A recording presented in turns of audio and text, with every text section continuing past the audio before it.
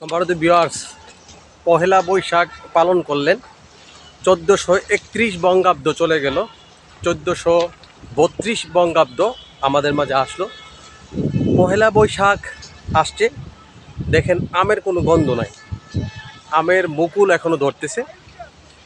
আগে ছিল ছয় ঋতুর দেশ, এখন আর ছয় ঋতু নেই, এখন শীতকাল আর গরমকাল।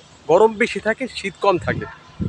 তো পহেলা বৈশাখ চৈত্র শেষ, 1431 শেষ হয়ে গেল, আপনারা পহেলা বৈশাখ পালন করলেন।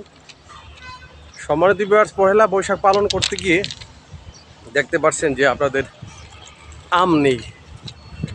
আম থাকার কথা, কাঁঠালের মুচি আসছে। সুতরাং পহেলা বৈশাখের যে আম কাঁঠালের গন্ধ থাকার কথা, সেই আম কাঁঠালের গন্ধ কিন্তু এখন নাই। অনেক পরিবর্তন হয়েছে। এখনও পরিবর্তন হচ্ছে যে পান্তা ভাত, এটাও পরিবর্তন হয়ে যাচ্ছে।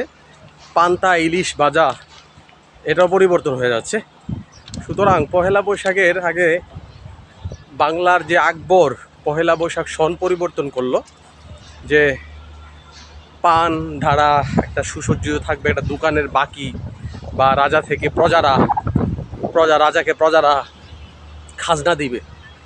তো এই খাজনার ব্যবস্থা এখন নাই, পরিবর্তন হচ্ছে দিনে দিনে, অনেক কিছু পরিবর্তন হয়েছে। তো পহেলা বৈশাখে যে রুদ্রের যে আবাস, প্রচণ্ড রুদ্র। অবশ্য পহেলা বৈশাখে রুদ্রটা এখন পাওয়া যাচ্ছে আগের মতোই। এখন ধানও সে কাটা ধরে নাই। বৈশাখের শেষে জ্যৈষ্ঠতে ধান কাটা হয়, আবার বৈশাখের শেষে জ্যৈষ্ঠতে আম কাঁঠাল পাকা হয়। তখনই আবার নতুন জামাইদেরকে দাওয়াত দেওয়া হয়, তারপরে আপনার স্কুল ছুটি দেওয়া হয়। এখন আর আম কাঁঠাল বৈশাখের যে একটা থাকার কথা, এটা নেই। অর্থাৎ ধীরে ধীরে পরিবর্তন হচ্ছে। পহেলা বৈশাখের যেমন পরিবর্তন হচ্ছে, তেমনি কালচারটাও আমরা অনেক পরিবর্তন করে ফেলতেছি। সুতরাং পহেলা বৈশাখ 1432 আপনারা পালন আসছে। সার্বিক অবস্থা হলো দিনটি ভালো কাটুক, সবাই সুস্বাস্থ্য কামনা করে পহেলা বৈশাখ আপনাদের জীবনে সাফল্য বয়ে আনুক, দিনটি ভালো কাটুক, প্রতিটা বছরই ভালো কাটুক প্রতিদিনের মতো। এ বলে শেষ করলাম। আল্লাহ হাফেজ।